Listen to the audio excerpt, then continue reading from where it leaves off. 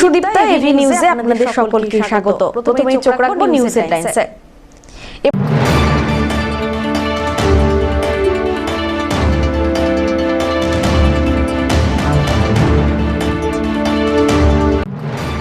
প্রতিভার কাছে হার মানল আর্থিক প্রতিবন্ধকতা। জাতীয় কলা উৎসবে এবারে দেবী চৌধুরানীর বৃত্তান্ত তুলে ধরবে তিস্তাপাড়ের কন্যা।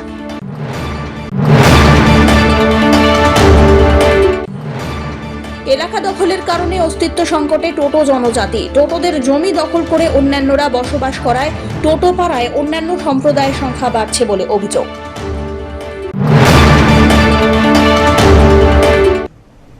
এবার আসছে বিস্তারিত সংবাদে। জাতীয় কলা উৎসবে এবারে দেবী চৌধুরানীর বৃত্তান্ত তুলে ধরবেন তিস্তাপাড়ের কন্যা। প্রতিভার কাছে হার মানল আর্থিক প্রতিবন্ধকতা। আরও ভালো অভিনয়ের জন্য ছেলেবেলা থেকেই নিজের সঙ্গে নিজে লড়ে এবারে জাতীয় কলা উৎসবে যোগ দিতে দিল্লি পাড়ি দিচ্ছেন তিস্তাপাড়ের সবজি বিক্রেতার কন্যা পুনম রায়। জমিদার বাড়ির গৃহবধূ থেকে সন্ন্যাসী বিদ্রোহের নেত্রী। তিস্তাপাড়ে আজও জীবন্ত ঋষি বঙ্কিমের কিংবদন্তি চরিত্র দেবী চৌধুরানী। তাকে যেন নিজের জীবন দিয়ে উপলব্ধি করেছিলেন মেয়েটি। একক নাটকে এবারে সেই দেবী চৌধুরানীকে উপস্থাপনা করতে দিল্লি পাড়ি দিচ্ছেন তিস্তাপাড়ের কন্যা। জলপাইগুড়ি শহর লাগোয়া তিস্তাপাড়ের দক্ষিণ সুকান্তনগর কলোনির বাসিন্দা পুনম মারোয়ারি বালিকা বিদ্যালয়ে 10ম শ্রেণীর ছাত্রী। মহিলা বিভাগে একক নাটক প্রতিযোগিতায় প্রথম হওয়ার পর রাজ্য স্তরে আয়োজিত কলা উৎসবেও তিনি প্রথম হন। এবারে 8 থেকে 11 জানুয়ারি দিল্লিতে আয়োজিত জাতীয় কলা উৎসবে যোগ দিতে দিল্লি পাড়ি দিচ্ছেন তিনি। জলপাইগুড়ির মারোয়ারি বালিকা বিদ্যালয়ের 10ম শ্রেণীর ছাত্রের এই কৃতিত্বে গর্বিত স্কুল কর্তৃপক্ষ। পুনমের বাবা সঞ্জীব রায় সবজি বিক্রেতা। তার একার আয়ে 6 জনের সংসার চালানো হয়ে পড়ে দুষ্কর। সঞ্জীব বাবুর মেয়ে পুনম ছেলেবেলা থেকে মা কুশল রায়ের কোলে শুয়ে শুনত তিস্তাপাড়ে দেবী চৌধুরানীর নানা রকমের গল্প। কিভাবে তিনি আর্তের পাশে দাঁড়াতেন সেই গল্প শুনে বিভিন্ন উৎসবের অনুষ্ঠানে বারবার পরিবারের সঙ্গে ছুটে যেতেন বৈকুণ্ঠপুর অঞ্চলের শিকারপুরের চা বাগানে থাকা ভবানী পাঠকের ডেরায়, কিংবা কখনো যেতেন জলপাইগুড়ির গোশালা এলাকায় থাকা দেবী চৌধুরানীর স্মৃতি বিজড়িত মন্দিরে। সেখান থেকে বাড়ি ফিরে এসে আয়নার সামনে দাঁড়িয়ে নিজেই দেবী চৌধুরানীর সেজে অভিনয় করতেন। এখন সেই বীরাঙ্গনার চরিত্রই একক নাটকের মাধ্যমে দিল্লির বুকে মঞ্চস্থ করছেন পুনম, আর এতেই খুশির হাওয়া তিস্তার পারে। পুনম রায় জানান তার কোনো পেশাদারি প্রশিক্ষণ নেই, কারণ প্রশিক্ষণ নেওয়ার মতো আর্থিক সামর্থ্যও নেই। বাবার সামান্য সবজির দোকান, 3 ভাই বোনের যাবতীয় খরচ খরচা এভাবেই চলছে। কিভাবে মাত্র 6 মিনিটের মধ্যে নাটক মঞ্চস্থ করতে হবে, তার ডায়লগ এক্সপ্রেশন সমন্বয় রক্ষা কিভাবে হবে, যাবতীয় কৌশল তাঁরাই শিখিয়ে দেন। সেই মতোই কাজ করা হয়েছে। অনুশীলন চালিয়ে গিয়েছেন, তাতেই কাজ হয়েছে।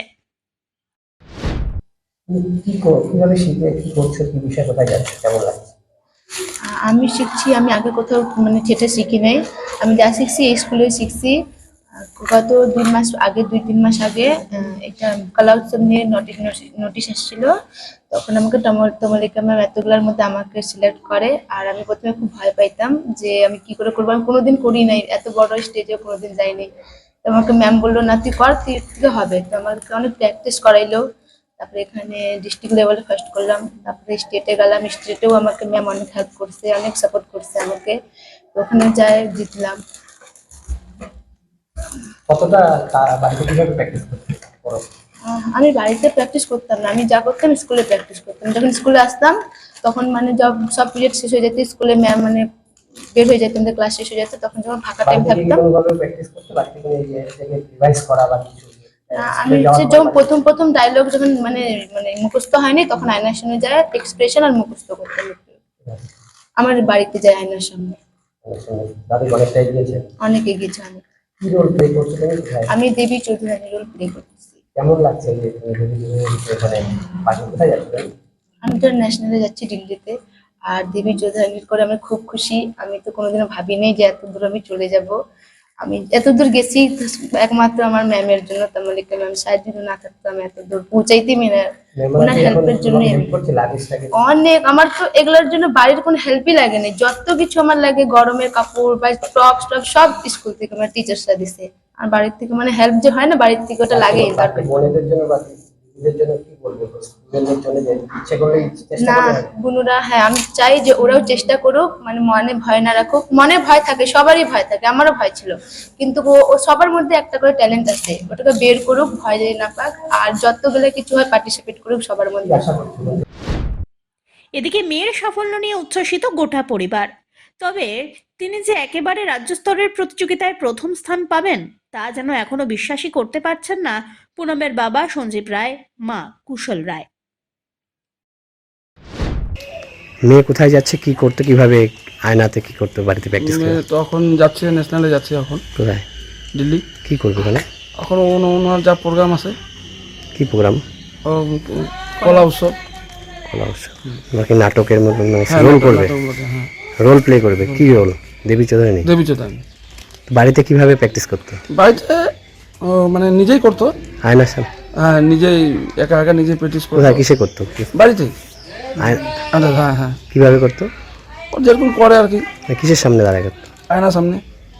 তো আপনি মেয়ের এই যে সাফল্য কেমন লাগছে? মেয়ে খুব ভালো, খুব ভালো। আপনি তো কয় ছেলে মেয়ে আপনার? আমার দুটা ছেলে একটা মেয়ে। তো এই যে আপনি সবজির দোকান করে সংসার চালাচ্ছেন, তার মধ্যে মেয়ের এই কেমন লাগছে? খুব ভালো লাগতেছে, এরকম গরিব ঘরে মানে মেয়ে, মানে একটা সবজি দোকান করে তার এত বড় ফ্যামিলি চলে না। মা আছে, তার মধ্যে দুটা মা আছে, আমরা 5 জন ছেলে মেয়ে, আমরা মা বাবা মিলে টোটাল 7 জন আমরা। তো সবজি দোকানের উপর চলতেছি। তো মেয়েকে কে সাহায্য করছে যে যাচ্ছে, যে এই যে এত সুন্দর স্কুল? এখন তো সব উপরওয়ালার স্কুলের মাধ্যমে এখন যাচ্ছে। স্কুল থেকে হেল্প করছে, যে প্রোগ্রাম শেখা, এই যে হ্যাঁ, হ্যাঁ। নাটকটা ওকে স্কুল থেকে। তৈরি করা, হ্যাঁ, কারা হেল্প করছে? মানে হেল্প কি, হেল্প তো মানে ও তো নিজের বাড়িতেই করতো, নিজে আর শিখতো। স্কুল থেকে? আমার তো অত ক্ষমতা ছিল না যে ওকে আমি কোনো জায়গায় বা ভর্তি করে দিব বা শেখাবো, এটা তো আমার ক্ষমতা নাই, ছিল না। আশা করি এখন ওর নিজের সাথে গেছে। স্কুলে শিক্ষিকারা? হ্যাঁ, স্কুলে ম্যামরা শেখাইছে যতটুকু, ওনাদেরই আশীর্বাদ। এখন তো গোটা রাজ্যের মেয়েও সবার আশীর্বাদ এখন। কি নাম আপনার মেয়ের? আমার মায়ের নাম পুনম রায়। কোন স্কুলে পড়ে? ওই যে কি যেন? মারোয়ারি মারবিকা গার্লস বললাম। কোন ক্লাসে পড়ে? মাধ্যমিক দিবে। স্কুলের টিচার ইনচার্জ রিমা তিওয়ারি বলেন, অত্যন্ত দুস্থ পরিবার থেকে উঠে এসেছেন প্রতিভাবান এই মেয়ে। স্কুলের শিক্ষিকারাও অনেক তালিম দিয়েছেন। অ্যাকচুয়ালি প্রথমত আমাদের স্কুলের ছাত্রী, তো সেটা সবচেয়ে আগে আমাদের টিচারদের একটা ডিউটি হয় যে স্টুডেন্টের কি যাবতীয় জিনিস সেটা আমাদের গুছিয়ে দেওয়াটা। বাড়ি থেকে তো করবে, আবার ও ভীষণ এমন ফ্যামিলি থেকে সেখানে হয়তো অনেক কিছু জানেই না। আর ও প্রথমবার যেহেতু বাইরে যাচ্ছে, কলকাতাটাই ওর প্রথমবার যাওয়া, তো সেখানে দিল্লি একটা বিশাল ব্যাপার, যার জন্য ওকে সবকিছু গুছিয়ে দেওয়াটা আমাদের দায়িত্বের মধ্যেও পড়ে। আর আমরা এটা ভালোবেসেও করছি আমাদের স্টুডেন্টগুলো। কোথায় যাচ্ছে, কি বিষয়, কি নাম? সে যাচ্ছে, ওর নাম পুনম রয়, সে আমাদের স্কুলেরই ক্লাস 10-এর স্টুডেন্ট, এবার মাধ্যমিকও দিবে। তো ও এখানে ডিস্ট্রিক্ট থেকে স্টেট লেভেলে ফার্স্ট হয়েছিল, স্টেট লেভেল থেকে এবার ন্যাশনাল লেভেলে দিল্লিতে পারফরমেন্স করতে যাচ্ছে, যেটা আপনার কলা উৎসবে মধ্যে সোলো ড্রামা অ্যাক্ট করছে। আর সেটা আপনার 8 to 11, 8 থেকে 11 তারিখ 2024-এ প্রোগ্রামটা আছে। ওর প্রোগ্রাম 11 তারিখে আছে। সে করছে দেবী চৌধুরানীর ক্যারেক্টারটা, আর সে ওখানেই সে 11 তারিখে পারফরমেন্স করবে।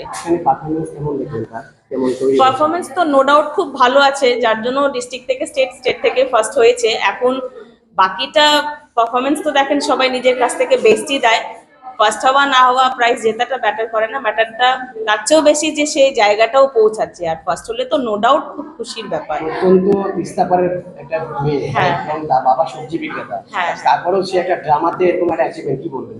এটা বিশাল ব্যাপার। দেখেন, একটা এমন ফ্যামিলি থেকে বাচ্চারা বিলং করে যার কাছে হয়তো কিছুই নেই, তবুও তাদের মধ্যে যে চেষ্টাটা আছে, আর সেই চেষ্টার মধ্যে আমাদের টিচাররাও যে ওটাকে আরো গড়ে তুলতে পারছে, এটাই আমাদের জন্য বিশাল। আর আমরা চাই যে ওর সাথে সাথে বাকি অন্যান্য আরো স্টুডেন্টরা যাদের মধ্যে কিছু না কিছু ট্যালেন্ট তো আছেই, সেই ট্যালেন্টগুলো বেরিয়ে আসুক, ওরা আগিয়ে যাক, এটাই আমরা চাই। পুনম রায়ের সাফল্যে গর্বিত জিআই জলপাইগুড়ি বালিকা গোলে, তিনিও তাকে অভিনন্দন জানিয়েছেন। ওটা হচ্ছে এবিটি যে সংস্থা আছে ওনারা একটু বোর্ডের একটা অর্ডার সার্কুলার হয়েছে, সেখানে ওনাদেরকে একটা ডিক্লারেশন দিতে বলা হয়েছে রিগার্ডিং ক্লাস 9-এর রেজিস্ট্রেশন ব্যাপার। সেই নিয়ে ওনার একটু অসুবিধাজনক লেগেছে, সেই উপরে ওনার একটা ডেপুটেশন আছে। এটা কি করবেন? এটা আমরা ডেফিনেটলি বোর্ডকে জানিয়ে দেবো, ফরওয়ার্ড করে দেবো ওনার গ্রিভেন্সটা। Thank you. মাদারিহাট বীরপাড়ার ভারত ভুটান সীমান্তে ছোট জনজাতি টোটোদের বসবাস। টোটোপাড়ায় টোটো জনজাতি ছাড়া অন্যান্য সম্প্রদায়ে টোটোদের জন্মভূমি দখল করে নিচ্ছে বলে অভিযোগ করছেন তারা। টোটোদের জমি দখল করে অন্যান্যরা বসবাস করায় টোটোপাড়ায় অন্য সম্প্রদায়ের সংখ্যা বেড়েই চলেছে, এমনটাই অভিযোগ। ইতিমধ্যে গত বছর টোটোপাড়ার বাসিন্দাদের নিয়ে আলোচনা করে আলিপুরদুয়ারের মহকুমা শাসক বিপ্লব সরকার টোটোপাড়ার জমি জরিপ করার উদ্যোগ গ্রহণ করেন। টোটোপাড়ার জমির অবস্থান ঠিক কী পর্যায়ে রয়েছে তা জানতে চাইছেন জেলা প্রশাসন। গত বছর টোটোপাড়ার জমি জরিপের কাজ শুরু করা হলেও এখনও সেই কাজ সম্পন্ন হয়নি। টোটোপাড়ার বাসিন্দারা চাইছেন সীমানা নির্ধারণ করা হোক। অবস্থায় টোটোপাড়া সমস্যা শুনেন, সমস্যা তো চারিদিক দিয়ে আছে। সমস্যা কিন্তু আমাদের যে আমরাই আমাদের জন্য বলবো, টোটোপাড়া টোটোদের নিয়েই বলবো। আমাদের ফার্স্ট সমস্যা তো জমি নিয়ে সমস্যা আছে, বাকি তো ইন জেনারেল ডেভেলপমেন্ট যেটা ওইগুলো তো কিছু কিছু আপনারা দেখছেনই, ওই রাস্তা দিয়ে আসছেন আপনারা, হয়তো আমাদের নদী নালা বেশিরভাগ বর্ষাকালে অনেক কষ্ট, আর জলের সমস্যা কিছু আছে। হ্যাঁ, আপনাদের জমি কি দখল হয়ে যাচ্ছে? জমি দখল বলতে গেলে কি, আপনার আমাদের টোটোপাড়া জমি 1993 একর জমি আমাদের ওই আগে বলে सीएस में रेकॉर्ड हो जाए কত আছে? 1993 একর জমি। তো বলি ওই জমি এখন টোটোদের নামে 347 একর রেখে জমিটা বাকিটা জমি ভেস্ট করে দেওয়া হলো গভর্নমেন্ট। 347 একর জমি করে দেওয়া হলো। আর ভেস্টেড হওয়ার পরে যেটা আমাদের কাছে যেটা খাতিয়ান আছে আমাদের টোটোদের নামে 195 জনের নামে, তো ওই জমিগুলো আমরা খুঁজতে গিয়ে কয়েক বছর হয়ে গেছি। ওইটা ডিমার্কেশনের জন্য গভর্নমেন্টের কাছে আমরা সমস্যাটা, আমাদের যে জমির সমস্যাটা সমাধান করে দেওয়া হোক বলে আমরা কয়েক বছর ধরেই আমরা চেষ্টা করছি গভর্নমেন্টের কাছে। তো গেল 2022-23-এ একটা টিম ডিস্ট্রিক্ট থেকে সার্ভে করার জন্য ডিস্ট্রিক্ট ল্যান্ড অফিস থেকে টিম পাঠানো হলো, এখানে বসে সার্ভে হইলো। সার্ভে কমপ্লিট হওয়ার পরে আমাদের যেটা ডিমান্ড, ওইটা ডিমার্কেশন করে দেওয়ার কথা ছিল। এখন পর্যন্ত 1 বছর পেরিয়ে চললো, ডিমার্কেশন এখন পর্যন্ত হয় নাই, আর সমস্যাটা সমাধানের হয় নাই, সমস্যাটা রয়ে গেছে আমাদের জন্য। তো আমরা চেয়েছিলাম যে আমাদের রেজিস্টার্ড যে জমিটা আছে আমাদের কাছে আছে কি না, হ্যাঁ কাগজ যেটা বলছে, তো এই জমিগুলা কোথায় আছে ওইটা ডিমার্কেশন করে দিয়ে চিহ্নিত করে দেওয়া হোক বলে আমরা আবেদন করেছিলাম গভর্নমেন্টের কাছে এই 2022-এ। তারপরে ওখানে আমাদেরকে ডিস্ট্রিক্টে ডাকা হলো, টোটো প্রতিনিধি 5 জন আর নন টোটো প্রতিনিধি 5 জন নিয়ে। টোটো প্রায় এখন মেজরিটি পার্সেন্ট নন টোটোরা হয়ে গেছে, ঠিক আছে। তো ওখানে হয়তো কিছু বিবাদ করছেন ওনারা, তার জন্যই আমাদেরকে টিম করে ডাকা হলো। তো আমরা গিয়েছিলাম ডিস্ট্রিক্টে এসডি অফিসে, তখন এসডি সাহেব বললেন আমাদেরকে ঠিকই আছে, আপনাদের দাবি যেটা আছে সেটা পরে হবে, আগে টোটোপাড়ার জমির টোটাল মানচিত্রটা বার করি, তারপরে আপনাদের ডিমান্ডটা করে দেওয়া হবে, এই কথা বলছিলেন। কিন্তু সার্ভে কমপ্লিট হয়ে গেল, ডিমার্কেশন যেটা আমাদের দাবি সেটা এখন তো হয় নাই 1 বছর। টোটোপাড়ার বল্লালগুড়ি গ্রাম পঞ্চায়েতের প্রধান রূপচাঁদ টোটো বলেন, তাদের বড় সমস্যা জমিকে ঘিরে, যা দ্রুত দখল হয়ে যাচ্ছে। সরকার বিষয়টি গুরুত্ব সহকারে দেখুক। টোটোপাড়ার জনসংখ্যা প্রায় 1600 ছাড়িয়েছে। দেশের ছোট জনজাতির স্বভূমি কিভাবে রক্ষা করবেন টোটোরা, সেইটাই এখন সবথেকে বড় প্রশ্ন। 3 মাসের একটা সমীক্ষা তো হয়েছিল, কিন্তু এখনো এটা পেপার বা যে কোনো একটা হয়নি কমপ্লিটলি। জমিগুলো কি দখল হচ্ছে? জমি দখল বলতে আগে থেকে ওরা টোটো এবং নন টোটো যারা আছে ওরা তো আছে, কিন্তু নিজস্ব যে পাট্টা বা খতিয়ান নাই বলে ওটা একটু ডিসপুটে আছে। কারোর খতিয়ান ব্যাপারটা নাই, টোটোদের আছে, টোটোদের মোটামুটি 347 একর জমির পাট্টা আছে, বাদ বাকিগুলা টোটোদেরও তো জমির কোনো পাট্টা বা খতিয়ান নেই। কি চাইছেন আপনারা? এখন টোটো পাড়ার ছোট্ট একটা তারপরে আমরা টোটো জাতি এখানেই শুধু সারা পশ্চিমবঙ্গ বা সারা ভারতবর্ষে আমরা এখানেই আছি 1600 শান্তি। তো আমরাও শান্তিভাবে বাঁচতে চাই। এখন অন্যান্য যারা থেকে গেছে এখন ওনাদেরও গভর্নমেন্ট কিছু বিকল্প একটা ওনাদেরকে সেটেল করে দিলে বা ওনাদের সাথে আমরা তো হাত ইয়া করে তো ভুটান মদের বিরুদ্ধে অভিযান প্রমিলা বাহিনীর। চাঞ্চল্য রাজগঞ্জের আমবাড়ি ফালাকাটার গোকুল ভিটা অঞ্চল মোড়ে। ভাঙচুর চালানো হয় লাইসেন্স প্রাপ্ত একটি মদের দোকানে। রাজগঞ্জ ব্লকের আমবাড়ি ফালাকাটার গোকুল ভিটা অঞ্চল মোড়ে গড়ে উঠেছে সরকারি লাইসেন্স প্রাপ্ত মদের দোকান। আর সেই দোকান বন্ধের দাবিতে এলাকার মহিলা বাহিনী সকাল থেকে অবস্থান বিক্ষোভে বসেন দোকানের সামনে। কিছুক্ষণ বিক্ষোভ চলার পর প্রমিলা বাহিনী সেই লাইসেন্স প্রাপ্ত দোকানে ভাঙচুর চালান বলে অভিযোগ। মদের বোতল সহ দোকানের কাঁচের টেবিল আসবাবপত্র ভেঙে ফেলা হয়। পরিস্থিতি সামাল দিতে ঘটনাস্থলে হাজির হয় আমবাড়ি ফালাকাটার পুলিশ ফাঁড়ির পুলিশ। এমনকি প্রমিলা বাহিনীর পক্ষ থেকে তালা ঝুলিয়ে দেওয়া হয় দোকানে। এ বিষয়ে জানানো হয়েছে এলাকায় মদের দোকানের কারণে ব্যাপক অশান্তি শুরু হয়েছে। এখানে মদ খেয়ে যায় অশান্তি করে, আমরা এই জায়গায় দারুর দোকান দিব না বাস। আমাদের মহিলা সমিতির এইটাই রিকোয়েস্ট আপনাদের কাছে। আমরা মালিকের সাথে কি অসুবিধা না আমাদের হইতেই দিব না, আমরা করতে দিবই না। আমাদের ঘরে ঘরে অশান্তি হয়, ঘরে ঘরে অশান্তি। তাকে প্রশাসন দেখবে, কোনো প্রশাসন দেখবে না, কোনো প্রশাসন দেখবে না যে আমাদের অশান্তি হয়েছে। তারা কি করে আমরা খাওয়া যাবে রাস্তাঘাটে মাইলে তাদেরকে ধইরা নিয়ে যাবে বিষয়। তখন টাকা দাও, কেস লেখো। আমরা প্রশাসনকে মানি না, আমরা কাউকে মানি না। আমাদের যেটা আমাদের আমরা ওইটা করবো, আমরা শাসন করবো, আমাদের অনুমতি মতন চলতে হবে। আমরা এখানে দোকান খুলতে দিব না। এক্সাইজ ডিপার্টমেন্ট থেকে লাইসেন্স দিয়েছে।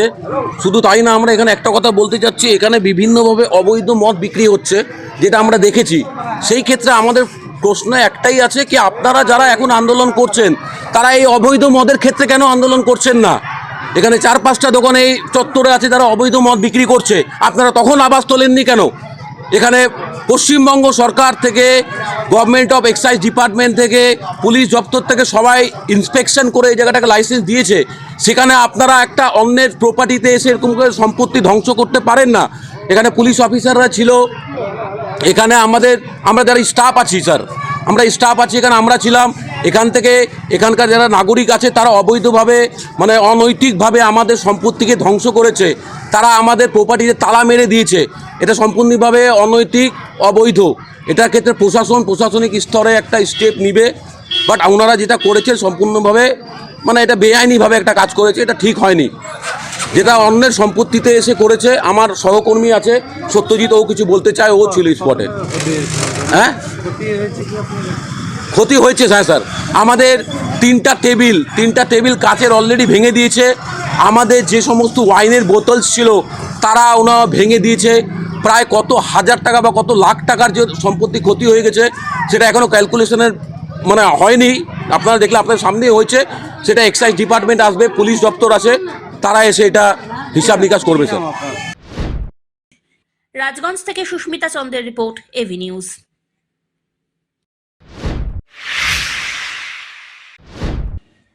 খুনের চেষ্টার অভিযুক্তকে গ্রেপ্তার না করায় মঙ্গলবার জলপাইগুড়ির কোতোয়ালি থানায় ফের হাজির হয়ে অভিযুক্তকে গ্রেপ্তারের দাবি তুললেন আক্রান্তের পরিবার। গত 4 জানুয়ারি রনি রাজবংশী নামক এক যুবককে হত্যার চেষ্টা করে টিবি হাসপাতাল পাড়ার বাসিন্দা বাবু সোনা ঘোষ বলে অভিযোগ রনির পরিবারের। এই মর্মে রনির পরিবার থানায় অভিযোগ দায়ের করলেও পুলিশ কোনো ব্যবস্থা নেয়নি বলেই দাবি। সেজন্যই পুনরায় তারা থানায় এসে অভিযুক্তের বিরুদ্ধে আইনানুগ ব্যবস্থা নেওয়ার দাবি জানিয়েছেন। 4 তারিখ রাতে সন্ধ্যাবেলা মানে আমার হাজবেন্ড টিবি হাসপাতাল পাড়ার ওখানে আড্ডা দিচ্ছিল আর কি।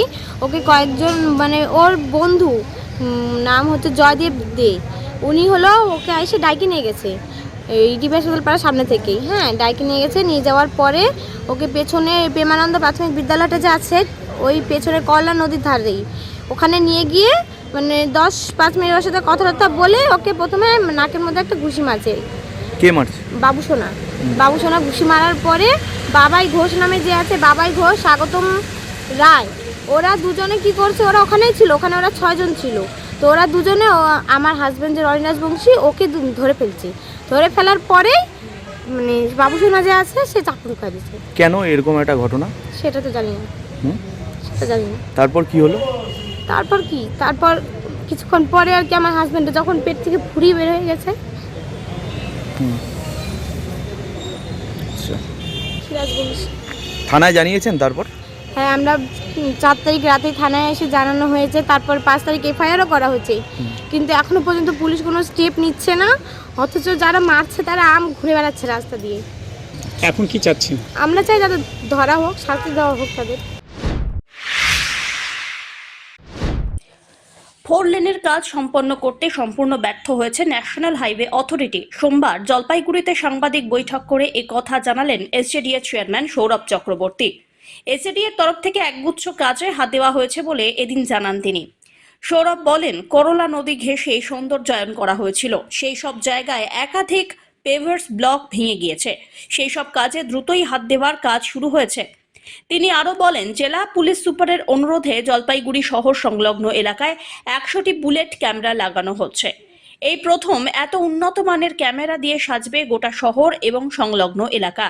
রাস্তা সহ জেলার একাধিক কাজে ইতিমধ্যেই হাত দিয়েছেন এসজেডিএ, এমনটাও জানিয়েছেন তিনি। ময়নাগুড়ির প্রবলেম সলভ করেছি, মোহিতনগরের প্রবলেম সলভ করেছি, যান চলাচল স্মুথ আছে। ন্যাশনাল হাইওয়েতে বিভিন্ন জায়গায় যেখানে ভাঙা ছিল, কিছুটা ধূপগুড়িতে ভাঙা আছে আমরা বলেছি, এবং কিছু জায়গায় রিপেয়ারিংও হচ্ছে। তাছাড়া আলিপুরদুয়ার থেকে ফালাকাটা রোড, যেটা আলিপুরদুয়ার কুমারগ্রাম রোড, সেই রাস্তাটা দীর্ঘদিন আন্দোলন আমরা করেছিলাম ন্যাশনাল হাইওয়ের বিরুদ্ধে। যাই হোক, রাজ্য সরকারের চাপে সেই রাস্তাটার কাজ সম্পূর্ণ হচ্ছে। মানে 4 লেনের কাজ সম্পূর্ণ হয়নি, 4 লেনের কাজ ওরা কিছুই করতে পারেনি, মানে অ্যাকচুয়ালি 4 লেনের কাজে ব্যর্থ। ন্যাশনাল হাইওয়ে অথরিটি একদম সম্পূর্ণ ব্যর্থ। ঘোষপুকুর থেকে সলসলাগুড় বাড়ি পর্যন্ত যে 4 লেনের কাজ, পুরোটা ধূপগুড়ির পর থেকে স্তব্ধ হয়ে আছে। কিন্তু ওখানে স্টেট গভর্নমেন্টের চাপে এবং স্টেট গভর্নমেন্টের উদ্যোগে কিছুটা জায়গায় যেখানে ভাঙা ছিল সম্পূর্ণ হয়েছে। জলপাইগুড়িতে রাস্তাঘাট, আমি রাস্তাঘাটে যাচ্ছি কেন, কারণ কানেক্টিভিটির কথা আমাদের মাননীয় মুখ্যমন্ত্রী বারবার জোর দিয়েছেন। জলপাইগুড়ি জেলার ডাবগ্রাম এবং যে আমাদের এনজিপির সামনে যে রাস্তাটা ভিআইপি রোড, যেটা নিয়ে মাঝে মাঝেই কথা উঠছিল, সেটা 1,48 লাখ টাকা দিয়ে টেন্ডার করে কাজ আমরা স্টার্ট করে দিয়েছি। ডাবগ্রাম ফুলবাড়িতে 2টো রাস্তা এবং ড্রেন নিয়ে প্রায় 3 কোটি। শিলিগুড়ি 36 নম্বর ওয়ার্ডে 1.5 কোটি। জলপাইগুড়ির 2 নম্বর ওয়ার্ড চিরকাল অবহেলিত ছিল বামফ্রন্ট আমল থেকে, সেখানে 1,12,00,000। জলপাইগুড়ি 3 নম্বর ওয়ার্ডে 88 লাখ। 13 নম্বর ওয়ার্ডে 1 কোটি,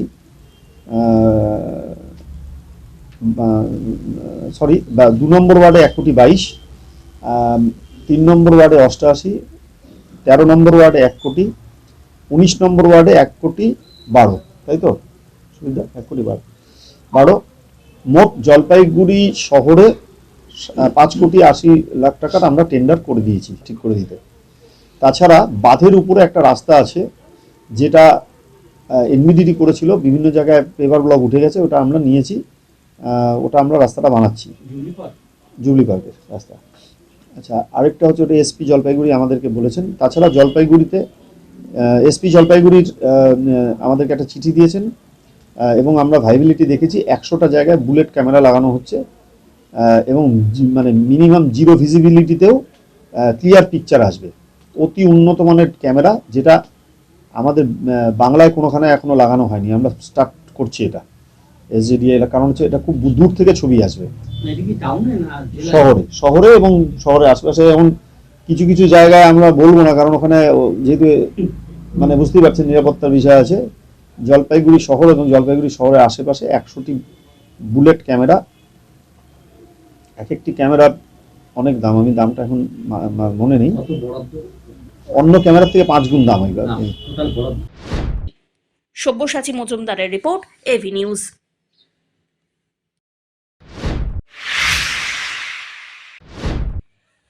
কুয়াশায় ভিজল পথ, একেই বলে শিরে সংক্রান্তি। বাংলা দিনপঞ্জিতে 23শে পৌষ, হাতে গোনা কয়েকটি দিন পরেই পৌষ সংক্রান্তি। ঠিক তার আগেই মঙ্গলবার নিজের ছন্দে ফিরল শীতকালীন জলপাইগুড়ি। সোমবার রাত্রি থেকেই নিম্নমুখী পারদ। মঙ্গলবার সকালবেলায় ঘন কুয়াশার চাদরে ঢাকলো শহর জলপাইগুড়ি।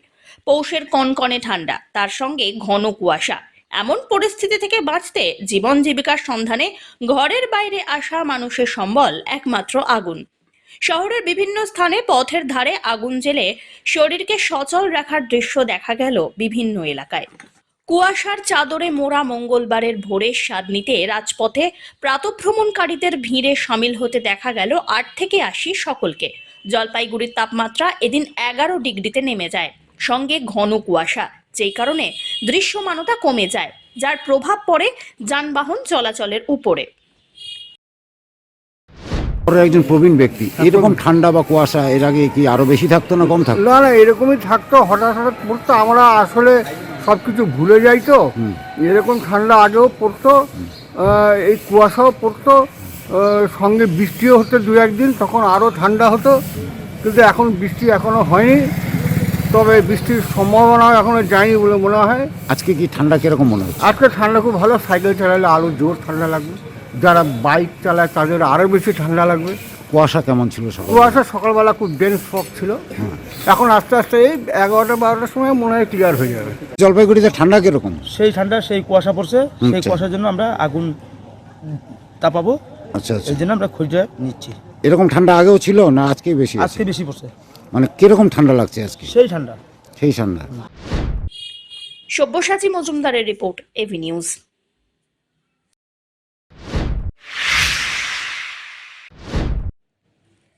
স্বচ্ছ ভারত অভিযানের কর্মসূচি গ্রহণ করল জলপাইগুড়ি জেলা যুব মোর্চা। মঙ্গলবার জলপাইগুড়ি জেলার 4 নম্বর মণ্ডলের যুব মোর্চা কর্মীদের উদ্যোগে স্বচ্ছ ভারত অভিযানের অংশ হিসাবে ধূপগুড়ি ব্লকের ঝাড় আলতা 1 নম্বর গ্রাম পঞ্চায়েতের অন্তর্গত প্রাথমিক স্বাস্থ্য কেন্দ্র পরিষ্কার পরিচ্ছন্নতার অভিযান করা হলো।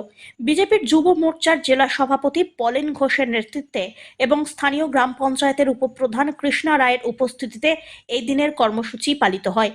গোটা প্রাথমিক স্বাস্থ্য কেন্দ্রের নোংরা আবর্জনা পরিষ্কার করা হয়। পাশাপাশি প্রাথমিক স্বাস্থ্য কেন্দ্রের বিভিন্ন স্থানে জমে থাকা জলও পরিষ্কার করা হলো। জঙ্গল সাফাই করে বিভিন্ন স্থানে ব্লিচিং পাউডার স্প্রে করা হয়। দেশের প্রধানমন্ত্রী নরেন্দ্র মোদীর স্বপ্নকে বাস্তবায়ন করতেই ভারতীয় জনতা পার্টি যুব মোর্চার কর্মীদের এই দিনের এই বিশেষ উদ্যোগ বলে খবর। স্বচ্ছ ভারত সংকল্প, সেই সংকল্পকে সামনে রেখে আজকে ধূপগুড়ি মণ্ডল 4-এ আমরা স্বচ্ছ ভারত অভিযান করলাম। আমাদের ঝাড়ালতা গ্রাম যে স্বাস্থ্যকেন্দ্র, 1 নম্বর স্বাস্থ্যকেন্দ্র, সেই স্বাস্থ্যকেন্দ্রে আমরা আজকে স্বচ্ছ ভারত অভিযান করলাম। এখানে বিভিন্ন জায়গায় যে নোংরা আবর্জনা ছিল, সেই নোংরা আবর্জনার জায়গা মতো ব্যবস্থাপনা করে সেটা আমরা স্বচ্ছ ভারত সংকল্প শেষ করলাম। সব্যসাচী মজুমদারের রিপোর্ট, এভি নিউজ।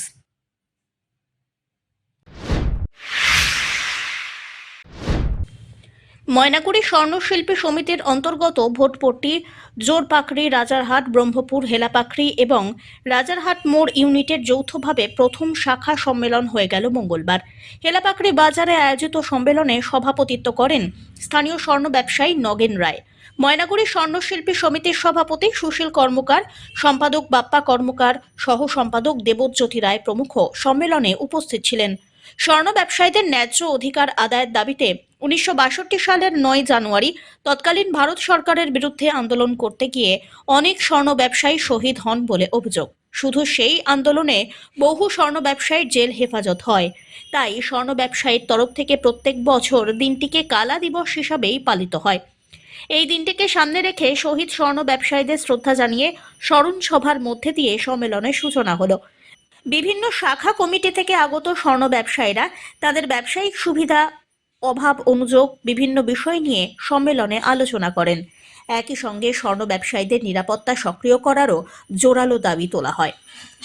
ময়নাগুড়ি থেকে উৎপল সেনের রিপোর্ট, এভি নিউজ।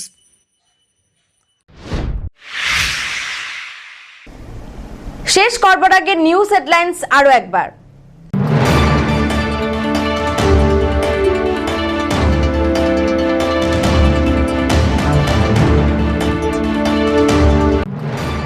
প্রতিভার কাছে হার মানল আর্থিক প্রতিবন্ধকতা। জাতীয় কলা উৎসবে এবারে দেবী চৌধুরানীর বৃত্তান্ত তুলে ধরবে তিস্তাপাড়ের কন্যা।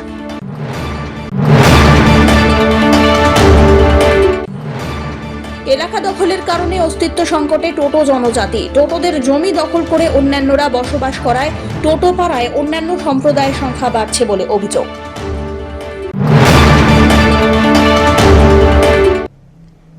এখনকার মতন এভি নিউজ এ পর্যন্তই। পরবর্তীতে আসছি আরো সংবাদ নিয়ে। দেখতে থাকুন আমার ভিশন। নমস্কার।